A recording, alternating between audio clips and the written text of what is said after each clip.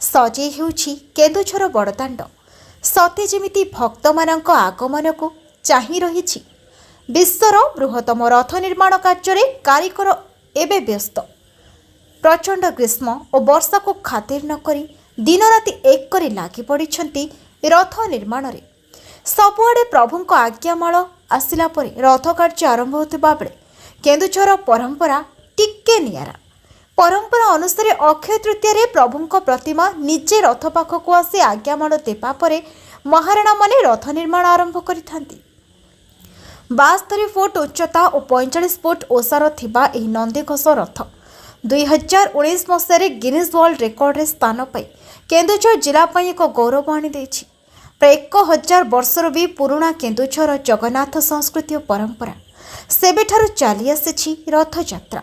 1671 मसीह प्रभु बलदेवजीउ भव्य निर्माण हेबाठारु रथयात्रा चली आसी। एठारे प्रभु बलदेवजीउ पूजा पाउथिले मध्य रथर नाम नंदीघोष। 16 चक विशिष्ट नंदीघोष रथ को टाणिबा पई भूया और जुआग संप्रदायर लोकों द्वारा प्रस्तुत सियाड़ी लतार दौड़ी व्यवहार करा जाय।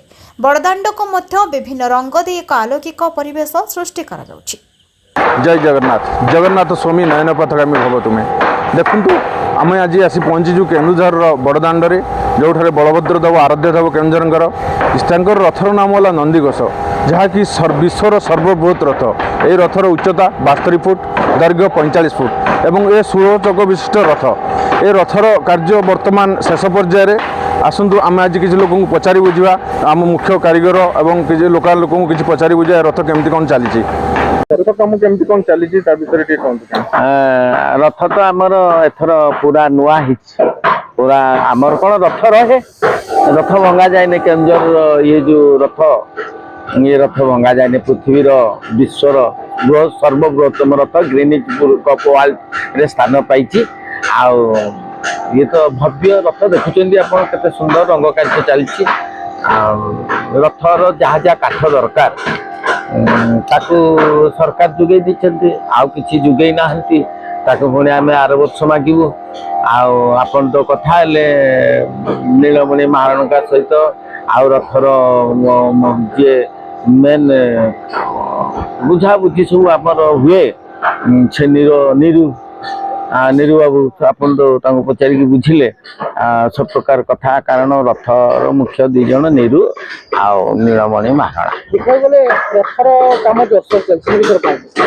जोरसोर चलो कारण यात्रा 16 तारिख आज 7 तारिख है तो रथ प्राय ठिया पड़ा मुंडी पर्यंत गला कि ना आ खाली चका कम कि अच्छी अल्प किसी भिड़ा भुड़ी कम चका कम हाँ हाँ आम रंग से बड़दान सज हो सुंदर लगे थर यात्रा आपन को रंगमय लगे कारण आम प्रभु रंगीन ठाकुर ना हाँ धला हलदिया कला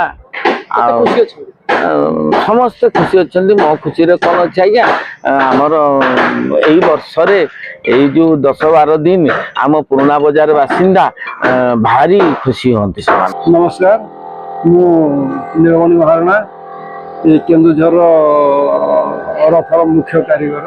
देखा गले रथ कम शेष पर्याय केमती कोन रहिछि आ केते शीघ्र मैं आपन तो देखुचंती जे रथ शेष पर्याय पहुंचलानी आसंता 12 तारिख बेलू रथ आम संपूर्ण हो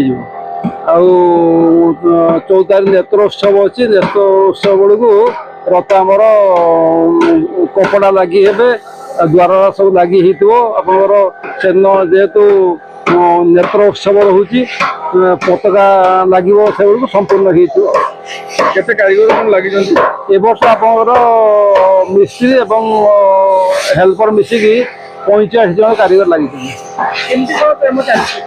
काम तो देखु वर्षा टी आमको मझे असुविधा पकेला तथापि आम कारीगर मैंने से वर्षा को खातिर न करी भिजिकी कम लगी रथ को संपूर्ण करने पूरा लगी